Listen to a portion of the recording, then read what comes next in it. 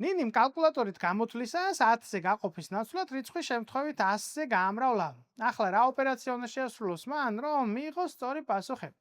ავიღოთ ორი მეთოდი. ერთი ვარიანტი არის რიცხვის შემოტანა. დავუშვათ ნინის საწყისი რიცხვი იყო 100. თუ კი მას სურდა 10-ზე გაყოფა, ესე იგი უნდა მიიღო 10, ამის ნაცვლად მან 100 100-ზე გაამრავლა და მიიღო 10,000. ესე იგი 10,000 რომ კვლავ 10 გახდეს, რა მოქმედება უნდა შევასრულოთ, ხო? ესე იგი 10,000 უნდა გავყოთ 10-ზე და რა პასუხსაც მივიღებთ, მივხვდებით რამდენზე უნდა გავყოთ ეს რიცხვი, რომ მივიღოთ ესე იგი სწორი პასუხი. მეორე ვარიანტი ცოტა უფრო მათემატიკური იქნებოდა ამ ამოცანის x-ით გაკეთება. ესე იგი ნინის საწყისი რიცხვი არის x და თუ კი მას სურდა მისი 10-ზე გაყოფა, ესე იგი უნდა მიიღო x მიათედი.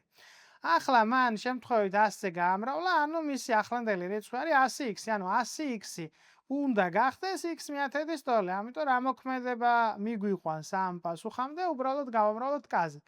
ამ შემთხვევაში k გამოგვივა ჩვენ 1 შეფარდებული 1000-თან პასუხის სტოლი, ანუ უნდა გავამრავლოთ 1,000-ზე. 1,000-ზე გამრავლება თავისი შინაარსით, ესე იგი 1000-ზე გაყოფას გულისხმობს.